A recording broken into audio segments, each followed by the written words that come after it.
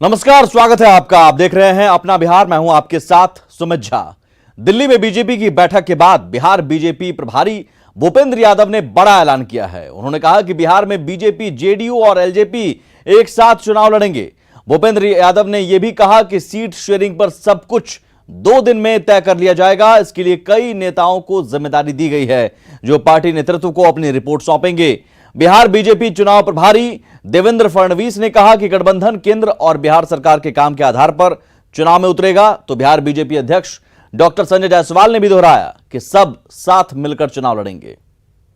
विकास के कार्य बिहार में किए हैं, उसको लेकर बिहार में एनडीए का गठबंधन मुख्यमंत्री नीतीश कुमार जी के नेतृत्व में मजबूती के साथ चुनाव में उतरेगा।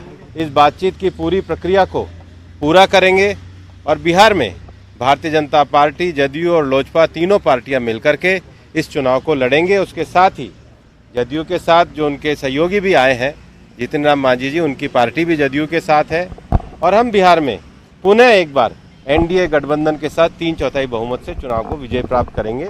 नीतीश जी उसके मुख्यमंत्री रहेंगे। निश्चित रूप से राष्ट्रीय अध्यक्ष जी के द्वारा जदयू से, लोजपा से बात करने के लिए पार्टी के नेताओं को नामित किया है कि जो हमारा गठबंधन है उसको ठीक ढंग से हम गठबंधन की बातचीत पूरी करेंगे, पूरी मजबूती से चुनाव लड़ेंगे और मेरा विश्वास है कि एक बहुत अच्छी जीत एनडीए को प्राप्त होगी। आज जिस प्रकार से मैं पिछले 2 महीने में देख रहा हूं, मोदी जी के प्रति जिस प्रकार का प्रेम और स्नेह बिहार में देखने को मिलता है और साथ साथ नीतीश जी की सरकार ने जो काम किया है, तो हमारे इस गठबंधन का नेतृत्व राज्य में नीतीश जी ही करेंगे। 2-3 दिनों में फाइनल नेगोशिएशंस हो जाएंगे। जायसवाल जी, क्या एलजेपी के साथ गठबंधन को लेकर सभी एनडीए के सभी दल एक साथ मिलकर के चुनाव लड़ेंगे। उसके लिए कुछ नेताओं को नामित किया गया है जो नेगोशिएट करेंगे और जल्दी हम लोग सब चीजें तय करेंगे। वो नेता कौन होंगे? आप सबों को पता चल जाएगा। ठीक, तो एलजेपी से भी कुछ बात हुई क्या? आज मीटिंग के दौरान बातचीत है, एनडीए में सभी से बात होगी। एनडीए के सभी। तो बिहार एनडीए में अब तक सीटों का बंटवारा नहीं हुआ है। उम्मीद है कि 1-2 दिनों में तस्वीर साफ हो जाएगी। इन सब के बीच चिराग पासवान ने अपने कार्यकर्ताओं से कहा कि पार्टी उनकी मां है और इस बार पार्टी हित को पहले रखा जाएगा। कोई सोच रहा है कि हमें छोटा कर दे, ये दबा सके, तो ये साफ है कि हमारी पार्टी के अस्तित्व को कोई मिटा नहीं सकेगा। चिराग पासवान के डायलॉग को सुन वहां जुटे कार्यकर्ताओं का जोश बढ़ गया और वो नारेबाजी करने लगे। और आखिर पार्टी हमारी मां है, उसको आगे बढ़ाना है और कोई अगर सोचेगा कि हम उसको दबा लें, छोटा कर लें, अस्तित्व मिटा दें, तो वो संभव नहीं जी। तो सब लोग हर परिस्थिति के लिए तैयार है ना। और इन दिनों आरजेडी में कई विधायकों का विरोध हो रहा है। राबड़ी आवास के बाहर तकरीबन रोजाना प्रदर्शन हो रहे हैं। आज हिलसा से आए लोगों ने स्थानीय विधायक शक्ति सिंह यादव का राबड़ी देवी के आवास के बाहर जमकर विरोध किया। इस दौरान इन लोगों ने शक्ति यादव की जगह पार्टी के किसी और सदस्य को हिलसा से प्रत्याशी बनाने को लेकर आवाज बुलंद करते नजर आए। लोगों से बात की न्यूज 18 संवाददाता अमित कुमार ने। इन दिनों आरजेडी में जो विधायक हैं उनके ही क्षेत्र के लोग उनका विरोध कर रहे हैं। यहाँ पे राबड़ी देवी के आवास के बाहर जो है ये हिलसा से लोग आए हैं और जो आरजेडी के विधायक है शक्ति यादव उनका ये विरोध कर रहे हैं। कहाँ से आए हैं, किनका विरोध? हिलसा से। विरोध किसका कर रहे हैं? विरोध किसका कर रहे हैं? शक्ति यादव को इसलिए विरोध कर रहे हैं कि मनमानी काम करते हैं। हिलसा में जाते हैं, जब वोटर उनसे मिले जाता है तो कहता लालू यादव को वोट देता, हमको वोट नहीं जाता, लालू यादव ही जाओ। लालू यादव ही आए हैं, तेजस्वी यादव से मिलना है, प्रतिपक्ष के नेता से बात को रखना है, इसलिए जिन्हें हम लोग वैशाली जिला से जी लोग हैं, इनसे भी बात करते हैं। किनका विरोध कर रहे हैं? हम मुकेश यादव की तरफ से आए। क्या? मुकेश यादव युवा राष्ट्रीय जनता दल उपाध्यक्ष मुकेश यादव के प्रदेश अध्यक्ष हैं, उन्हीं की तरफ से आए हैं। शक्ति यादव का विरोध हम लोग कर रहे हैं। शक्ति यादव का क्यों? क्योंकि गरीबों के साथ कदमों में कदमों मिला के चलना नहीं चाहते हैं और कहते हैं कि हमको वोटिंग नहीं करता है, तुम लोग मोहर का वोटिंग करता है और गरीबों के दुख सुख में साथ नहीं देते हैं। मेरा नाम सुभाष कुमार हुआ। मेरा है प्रकाश। बात का विरोध कर रहे हैं आप लोग? वो जो है ना बिल्कुल दलाल है। वो सीधे कहता है कि अरे टिकट तो मेरा पॉकेट में है, युवा को हम रोजगार दें, चाहे कुछ भी काम करें उसका या ना करें, उससे हमको कोई फर्क नहीं पड़ता। जब चाहेंगे जब टिकट लेंगे, इलेक्शन लड़ेंगे, तो क्या मतलब है इसका? ये अनुशासनहीनता है जो आप लोग कर रहे हैं पार्टी के तरफ से? नहीं, ये अनुशासनहीनता नहीं है। हम तेजस्वी भैया को बोलना चाहते हैं कि वो अच्छे आदमी नहीं है, अच्छे नेता नहीं है। अच्छे आदमी को दीजिए, युवा को दीजिए, युवा अच्छा काम करता है। आप युवा हैं, मुकेश यादव भी युवा है, युवा को दीजिए। युवा एक अच्छा लाइफ पे हर युवा को एक अच्छे धागे से वो ले जाएंगे। देख सकते हैं यहाँ पे खुले तौर पे विरोध हो रहा है। ये हिलसा के विधायक का विरोध करने आ रहे हैं और कह रहे हैं कि जो शक्ति यादव जो हैं वो आम लोगों के हित को नहीं वो ध्यान में रखते हैं और यही वजह है कि चुनाव का वक्त जब आया है तो उनका विरोध करके जो वहाँ पे हैं विधायक का चेहरा बदलना चाहते हैं और इसी मांग को लेकर के ये लोग यहाँ पे हंगामा कर रहे हैं। खैर देखना होगा कि तेजस्वी यादव इन लोगों की इस हंगामे पे को कितनी गंभीरता से लेते हैं, क्या इनकी मांगों को वो मानते हैं या शक्ति यादव जो है जो फिलहाल हिलसा से विधायक है वो यूं ही जो है स्थानीय विधायक के तौर पे वहाँ पे बने रहते हैं। कैमरा पर्सन नीलमणि के साथ अमित कुमार, न्यूज़ 18 पटना। दिल्ली में कांग्रेस स्क्रीनिंग कमेटी की बैठक हुई जिसके बाद पार्टी विधायक दल के नेता सदानंद सिंह ने कहा कि मीटिंग में उम्मीदवारों के नाम पर चर्चा हुई है, गठबंधन पर कोई चर्चा इस बैठक में नहीं हुई। सदानंद ने कहा कि महागठबंधन में सब कुछ ठीक ठाक है, तनातनी तो एनडीए में है। सीटों पर ही अगर बात हो तो सीटों पर ही तो पेच फंसा हुआ है। आरजेडी कुछ तय नहीं कर पा रही है कितनी सीटें आप लोगों को देगी। एक तरफ कांग्रेस कह रही है कि हम अकेले चुनाव लड़ेंगे, तो क्या पूरी सीटों पर चुनाव लड़ने की तैयारी चल रही है कांग्रेस की? नहीं, हमारे जो लोग हमारे यहाँ आवेदन किए हैं टिकट के लिए, ये मेरा फर्ज बनता है कि कम से कम आला कमान को उनसे अवगत करा दें ये अमुक व्यक्ति चुनाव लड़ने के लिए इच्छुक हैं। देरी तो दूसरी ओर भी हो रही है। कहाँ फाइनल हुआ? लोजपा वाले जितनी सख्ती से विरोध कर रहे हैं और कांग्रेस में तो कहीं या महागठबंधन में कहीं तो कोई बहुत बात नहीं है। थोड़ा सीट उठ का होता है तो होगा, देखा जाए। लेकिन जो गठबंधन के लोग जो छोड़कर जा रहे हैं, आरएलएसपी, हम ये सब जो चले गए, इसका नुकसान कुछ हमको नहीं लगता है। जो अभी की स्थिति है, यदि उस स्थिति में भी महागठबंधन मजबूत रहेगा तो हमको नहीं लगता है कि कोई बहुत नुकसान होगा। अंतिम सवाल क्या लगता है, अगले 2-3 दिनों में कुछ फाइनल हो जाएगा? यह निश्चित रूप से फाइनल हो जाएगा क्योंकि कल से नॉमिनेशन शुरू हो गया फर्स्ट फेज का, तो होगा ही। हिंदुस्तानी अवाम मोर्चा के नेता जीतन राम मांझी गया की मखदूमपुर सीट से अपने दामाद को चुनाव में उतारना चाहते हैं। उन्होंने कहा कि मखदूमपुर के विकास के लिए वे अपने परिवार के सदस्य को उतारने की उन्होंने बात कही। परिवारवाद की चर्चा करने पर उन्होंने कहा कि सभी पार्टियों में परिवार के सदस्य टिकट दे रहे हैं, सभी परिवार के सदस्यों को टिकट मिल रहा है। उन्होंने एलजेपी का इसके लिए उदाहरण दिया। जिस एलजेपी का नाम आप लोग कह रहे हैं, एलजेपी में बताइए ना, 5 आदमी बताइए, एक ही परिवार के सब लोग हैं, उनके बारे में क्यों नहीं सोचते हैं आप? तो आप लोगों की मानसिकता है, आप लोगों की मानसिकता है कि किसी पर उंगली उठा दें तो कौन परिवारवाद की ओर चला है? तो बताइए, क्या ये इंजीनियर्स को हम दिया है तो 7वां पास है का, 8वां पास है का? जब 8वां पास और 9वां पास को लोग ही देते हैं, ये करते हैं अपने बाल बच्चों को, तो उनके बारे में नहीं बोल रहे हैं। अब जो इंजीनियर है, समाज का सेवा करना चाहता है, उसको परिवारवाद कहा। और एक बड़ी खबर इस वक्त आ रही है, अधिकारी पर निर्वाचन आयोग का डंडा चला है। उत्पाद आयुक्त बी कार्तिकेय धनजी पद से हटाए गए हैं। 2008 बैच के आईएएस अधिकारी हैं बी कार्तिकेय। निर्वाचन आयोग के आदेश पर कार्तिकेय को हटाया गया है एक्साइज कमिश्नर के पद से।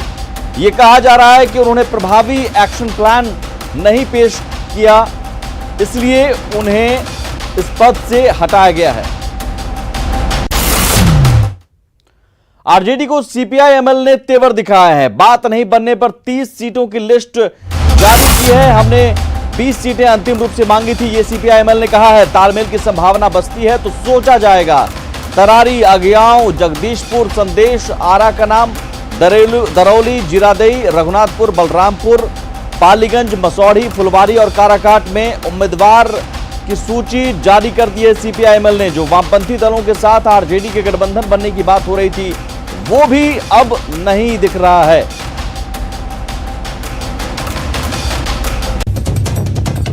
हमारी पार्टी राजद के साथ, महागठबंधन की पार्टियों के साथ बातचीत कर रही थी और हमने जो हमेशा यहाँ हम 100 सीट लड़ा करते हैं, हमने अपनी सीटें घटा करके 53 कर दी थी। बाद में हमने देखा कि शायद तालमेल में कोई दिक्कत मैंने न हो, इसलिए उसको भी घटा करके हमने सूची छोटी की, 30 सीटों की हमने सूची दी। और फिर हमने यहाँ तक हमने लचीलापन दिखाया कि उसमें भी जो हमारी 20 प्रमुख सीटें हैं, उन सीटों पर अगर राजद विचार करता है तो एक संपूर्ण तालमेल की स्थिति बन सकती है। लेकिन लगता है कि शायद राजनीतिक परिस्थिति और जनभावना जो है, इस पर राजद की नज़र उस ढंग से नहीं है, इसको गंभीरता से वो नहीं ले रहे हैं। भूपेंद्र यादव, देवेंद्र फडणवीस आज रात पटना पहुंचेंगे। सहयोगी दलों के नेताओं के साथ बैठक होगी। सीट शेयरिंग पर सहयोगी दलों से चर्चा होगी। कल से पहले चरण के चुनाव का नामांकन शुरू हो रहा है, अधिसूचना जारी होगी और जाहिर है अब तक सीट बंटवारा नहीं हुआ है। दिवाकर हमारे साथ जुड़े हुए हैं, हमारे साथ फोन लाइन पर हमारे संवाददाता। दिवाकर, क्या यह माना जाए कि दिल्ली में जो मंथन हुआ अब उस पर अंतिम मुहर लगने के लिए पटना आ रहे हैं दोनों नेता, भूपेंद्र यादव और देवेंद्र फडणवीस, और मुमकिन है कि 1 से 2 दिन में सीट बंटवारा हो जाए? बिल्कुल, जो बिहार बीजेपी के नेता दिल्ली पहुंचे हुए थे, उनकी राष्ट्रीय अध्यक्ष जेपी नड्डा और जो प्रदेश चुनाव प्रभारी हैं देवेंद्र फडणवीस और बिहार प्रभारी हैं भूपेंद्र यादव, उनके साथ मैराथन बैठक होती रही। अमित शाह भी इस बैठक में शामिल थे। और अब जब बैठकों का दौर खत्म हो गया है तो अब ये जो बिहार चुनाव प्रभारी हैं भूपेंद्र यादव और जो बिहार प्रभारी भूपेंद्र यादव और चुनाव प्रभारी देवेंद्र फडणवीस समेत जो भी बीजेपी के वरिष्ठ नेता हैं जो दिल्ली पहुंचे थे बिहार बीजेपी के, वो देर रात पटना पहुंचने वाले हैं। और पटना में फिर एक बैठक होगी जिसमें जेडीयू के राष्ट्रीय अध्यक्ष नीतीश कुमार होंगे और नीतीश कुमार के साथ सीट शेयरिंग को लेकर अब तक जो बातचीत हुई है, एलजेपी के नेताओं से भी जो बातचीत हुई है, उसको लेकर एक बार फिर बातचीत होगी। और चिराग पासवान के भी कल पहुंचने की संभावना है, पटना पहुंचेंगे। तो अगर बात बन जाती है तो कल ही एनडीए के सीट शेयरिंग का ऐलान कर दिया जाएगा, क्योंकि कल नॉमिनेशन शुरू है फर्स्ट फेज का। और जैसे ही ऐलान होगा सीट शेयरिंग का, और एलजेपी पर काफी कुछ निर्भर करता है, एलजेपी ने अभी पत्ते नहीं खोले हैं, हालांकि लगातार बातचीत चल रही है। और देर रात तक ये संदेश बीजेपी के पास होगा कि एलजेपी का क्या फैसला है। तो कल चिराग पासवान की पटना पहुंचने की संभावना है। तो चिराग पासवान भी अगर आखिरी वक्त तक सहमति दे देते हैं, सीट शेयरिंग का जो फार्मूला है, अगर उस पर बात बन जाती है तो कल ऐलान हो सकता है एनडीए के सीट शेयरिंग का, और उसके बाद उम्मीदवारों के चयन की प्रक्रिया शुरू हो जाएगी। बहुत शुक्रिया दिवाकर इस जानकारी के लिए। आगे बढ़ते हैं। हथियार तस्करों के खिलाफ मुंगेर पुलिस का अभियान जारी है। पुलिस ने 5 पिस्टल और 10 मैगजीन के साथ एक तस्कर को गिरफ्तार किया है। पुलिस को खबर मिली थी कि असरगंज इलाके में हथियार की डील होने वाली है, जिसके बाद छापेमारी की गई। पकड़े गए तस्कर का नाम अमन कुमार है, जो पहले भी आर्म्स एक्ट के मामले में जेल जा चुका है। गुप्त सूचना मिली थी कि असरगंज और तारापुर क्षेत्र में कुछ हथियार तस्कर जमा होने वाले हैं। उसके बाद तारापुर, असरगंज और खड़गपुर थाना क्षेत्र में सघन चेकिंग लगाई गई। एक अमन कुमार का नाम का व्यक्ति, जो कि सुतरखाना मुफस्सिल थाना का रहने वाला है, उसको गिरफ्तार किया गया। उसके पास से 5 7.65 mm की पिस्टल और 10 मैगजीन बरामद की। कटिहार में लगातार बारिश के बाद NH 81 पर 3 पहिया के पास डायवर्जन टूट जाने से लोगों को भारी परेशानियों का सामना करना पड़ा है। यहां बीते 2 साल से पुल भी बन रहा है, लेकिन काम धीमा होने के कारण अब तक पूरा नहीं पाया है। लगातार बारिश के बाद कटिहार में जल प्रलय की स्थिति है। आप ये देख सकते हैं, ये कटिहार से कोढ़ा को जोड़ने वाली NH 81 है, जहां डाइवर्शन टूट गया है और लगातार काम तो चल रहा है, लेकिन लोगों को कई समस्याएं हैं। लोग परेशान हैं, चुनाव का दस्तक है, निश्चित तौर पर चुनावी काम भी बाधित हो रहा है। स्थानीय लोग हैं, क्या कहते हैं, आइए बात करते हैं। बहुत ज़्यादा परेशानी है सर, इसका दूसरा कोई रास्ता होता तो फिलहाल रोका जा सकता था इस मामले को। और यहाँ लगभग हजारों लोग का आना जाना हो जाता है और रोजगार से जुड़ा हुआ रास्ता भी है। कटिहार से मेन शहर से जुड़ा हुआ रास्ता जा नहीं पाते हैं उस पार, हाँ, इतना तेजी में धार बह रही है। पुल का भी काम हो रहा था, पुल का काम क्या हुआ? पुल का काम कहाँ हो रहा था, इधर तो बंद है, पुल का काम बारिश में बंद है। मुख्य सड़क है, इस पार से उस पार लोगों के आन जान बाधित है और ये नज़ारा लगभग 3 दिन हो चुका है। हालांकि काम चल रहा है, उम्मीद ये जताया जा रहा है कि जल्द इस पर कोई व्यवस्था होगा और ये डाइवर्सन फिर से काम करने लगेगा। सुब्रत, न्यूज़ 18 कटिहार। अररिया में परमान नदी का कहर जारी है। बाढ़ की वजह से शहर से सटे बसंतपुर और आसपास के इलाकों में ग्रामीणों का बुरा हाल है और शहर तक पहुंचने के लिए नाव ही लोगों का सहारा है। साथ ही बार बार बाढ़ आने की वजह से फसलें भी बर्बाद हो रही हैं। परेशानी ये है कि ये जो बस्ती दिख रहा है सामने, ये दोनों तरफ से घिर गया है, इसको कोई व्यवस्था नहीं। आगे भी रोड टूट गया है, इधर भी पुल बन रहा है और ये नाव अभी का नहीं, बहुत दिन पुराना नाव है। ये पानी वानी किसी तरह काम चल रहा है अभी यहाँ पर, बस पुराना नाव है। हाँ, बहुत पुराना नाव, अभी नया नाव कोई नहीं मिला यहाँ पे। यहाँ पे बाढ़ पानी आने से बहुत परेशानी बढ़ जाता है लोगों का, ग्रामीण क्षेत्र से शहरी क्षेत्र जाने में बहुत दिक्कत होता है। और अब देख लेते हैं चुनावी हलचल की 20 बड़ी खबर।